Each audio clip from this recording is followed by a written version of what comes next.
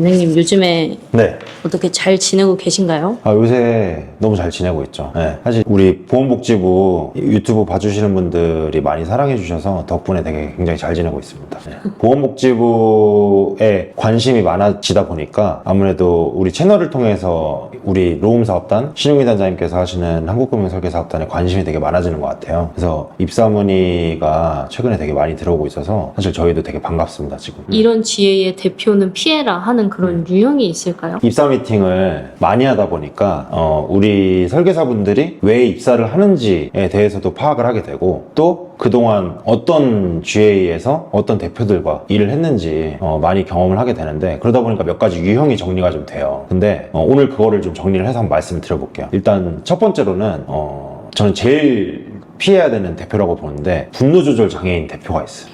네. 예를 들면 어떻게 파악을 하냐면 우리 사실 고객들이랑 상담할 때도 고객님들이 설계사분들을 테스트를 한단 말이에요. 몇 가지 질문을 통해서 이 사람이 믿음이 가는 사람인지 내가 보험을 가입하고 믿고 맡겨도 되는 사람인지 그리고 계속해서 일을 할 사람인지 이런 것들을 파악을 하는데 예를 들어서 면접을 보다가 우리 설계사분들이 대표한테 뭔가 조금은 공격적인 질문을 한다던가 이쪽은 어떤 문화를 가지고 있어요? 예를 들면 설계사분들 중에서 조금 물어보시는 분들 중에 어떤 걸 물어보시냐면 여기 이 사무실에서 쓰는 DB는 체결률이 어때요? 내지는 여기 일하시는 분들의 소득은 얼마 정도 되시는 것 같으세요? 평균적으로? 뭐 이런 식으로 질문을 많이 하시거든요. 근데 이런 질문들을 던졌을 때 대표가 사실 대답하기 되게 곤란하단 말이에요. 인당 생산성이라는 건 인원당 매출 규모를 얘기하는 건데 사람이 많아지면 많아질수록 사실 떨어질 수밖에 없거든요. 근데 그런 질문들을 던졌을 때 대표가 살짝 발끈하는 태도를 보인다던가 이게 지금 초회 미팅인데도 내지는 2차 미팅인데도 내가 이 사람을 잘 모르고 대표도 잘 모르는데 이 사람이 조금이라도 발끈하는 모습을 보인다. 그게 포착이 되면 저는 피하는 게 맞다고 봅니다. 저한테도 이런 질문들이 많이 들어오는데 제 주변에 뭐 어떤 사람들을 보면 이런 질문을 받았을 때 조금은 발끈했을 때 실제로 그 사람이랑 같이 일하게 된다 그러면 그리고 익숙해진다 그러면 얼마나 발끈할지 이걸 좀 예상할 수 있는 어떤 지표가 될 수 있는 거죠. 그러니까 우리 면접 볼 때 압박 질문 같은 거 하잖아요. 근데 압박 질문할 때 그 질문에 어떤 현명한 대답을 하기를 원해서 그걸 물어보는 게 아니라 이렇게 압박했을 때 그 사람이 대처하는 모습을 보려고 그런 질문들을 하거든요. 마치 그런 거죠. 그래서 설계사분들도 대표랑 면접을 할 때 이게 면접이거든요. 사실 내가 어떤 회사에서 일을 할지 선택을 하는 거잖아요. 그래서 대표님들을 일종의 면접 본다고 생각하고 그런 압박 질문들을 한 번씩 했을 때 그 반응을 한번 살펴보는 거죠. 네, 그랬을 때 이 사람이 분노 조절 장애 같은 느낌이 조금 든다 그러면 좀 피하는 게 맞다. 네, 이런 답변을 드리고 싶고요. 그 다음에 두 번째로는 어떤 대표들 편해야 되냐면 뭐든지 다 해준다고 하는 대표.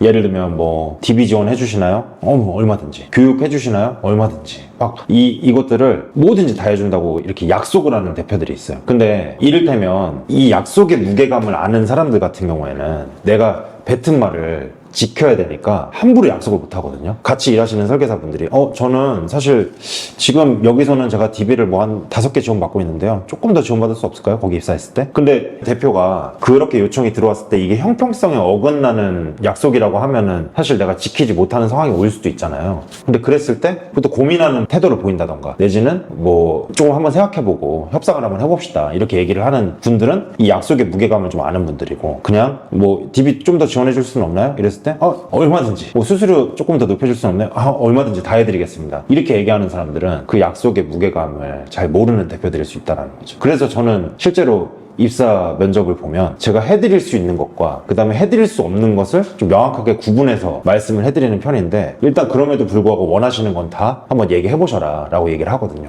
그래서 뭐든지 다 해준다고 하는 대표는 일단 좀 색안경 끼고 보셔도 된다. 그래서 보통 그렇게 이런저런 요구들을 하시는 또 팀장님들 또는 설계사분들한테 여쭤보는 건 그 전에 다른 GA, 그 전에 대표들을 만났을 때 그런 약속들을 했을 때 그 약속이 지켜졌느냐라는 거죠. 보통은 그런 약속이 지켜지지 않거나 관계가 틀어지거나 내지는 수수료가 투명하지 않거나 이직을 하는 이유는 되게 다양하거든요. 그래서 그 중에 하나인 약속이 지켜지는 것, 또 과도하게 또 이런 것 저런 것들을 약속해줘라라고 하는 것도 조금 대표 입장에서는 부담스러울 수 있지만 또 반대로 너무 이것저것 다 해준다라고 얘기하면 기대가 크면 실망이 큰 거니까 또 그런 대표들은 좀 피하시는 게 맞다. 또 그 다음에 세 번째로는 이 사무실에 또는 이 GA의 수수료에 대해서 한번 설명을 듣고 싶습니다. 또 예를 들면 설계사로 입사했을 때, 그 다음에 내가 지사장으로 입사했을 때, 또 내지는 내가 본부장으로 입사했을 때 어떻게 달라질 수 있을까요?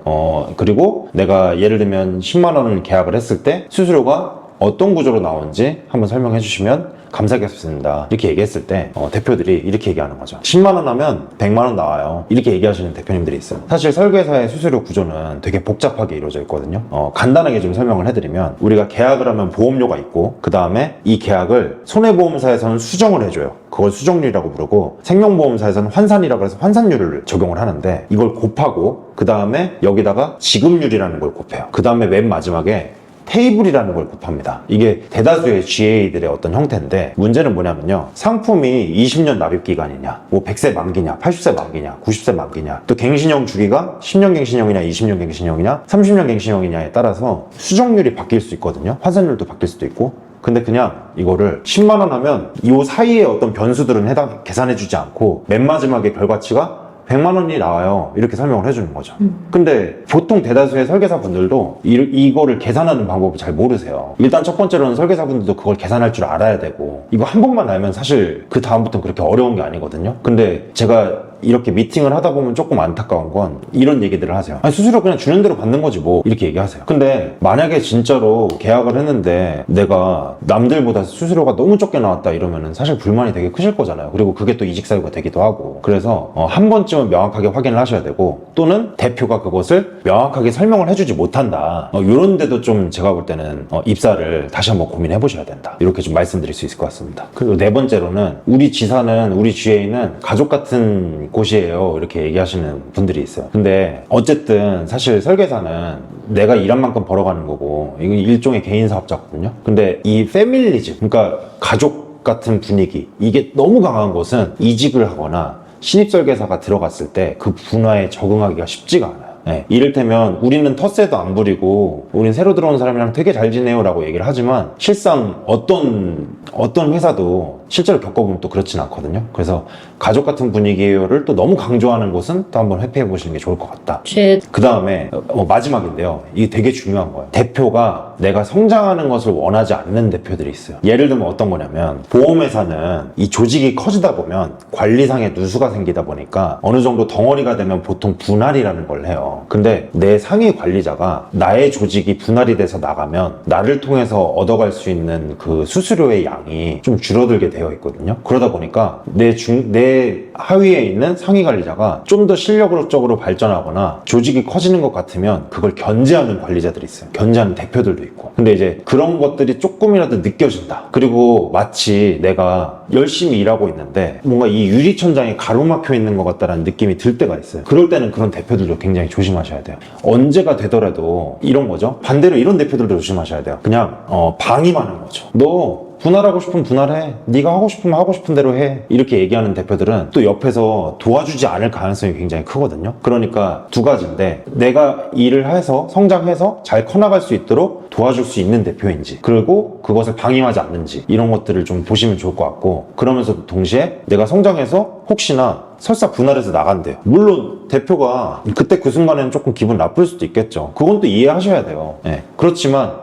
그럼에도 불구하고 흔쾌히 언제든지 그 길을 열어줄 수 있는 대표인지 아닌지, 이런 것들을 고민해 보셔야 되는데, 지금 GA 시장에서 실제로 이것 때문에 고민하시는 분들이 엄청나게 많아요. 그래서 요 대표도 꼭 피하셔야 된다. 그래서 총 정리를 해보면 이런 거예요. 첫 번째로는 압박 면접을 통해서 이 사람이 분노 조절 장애가 있는지 없는지 확인해 보셔야 되고, 그 다음에 두 번째로는 뭐든지 다 해준다고 하는 대표, 그 사람들은 약속의 중요함을 잘 모르는 사람일 수 있으니까 꼭 피하셔야 되고, 그 다음에 세 번째로는 수수료를 설명해달라고 그러는데 내가 이해할 수 있는 정도로 쉽게 수수료 설명해주지 못하는 사람, 이런 사람들도 피하셔야 되고, 그 다음에 네 번째로는 우리는 가족 같은 회사예요 라고 얘기하는 사람들 당연히 피하셔야 되고, 그 다음에 마지막으로는 내 성장을 가로막는 대표들, 이런 분들도 피하시면서 선택을 해보시면은 GA 대표들을 현명하게 좀 골라서 좋은 곳에서 일할 수 있지 않을까 싶습니다. 단장님은 네. 거기에 해당되는 건 없으신 거죠? 저요? 나도 없으려고 애를 많이 쓰고 있어요. 이러고 끝낼게요. 네네. I love the chasing the hunt, and I set the pace when I'm running. I always take what I want and I always give it 100. Don't need a bank, no I'm funded. Play the game like it's nothing. I'm always thankful for something. Don't take for granted, stay humble. Now wake up!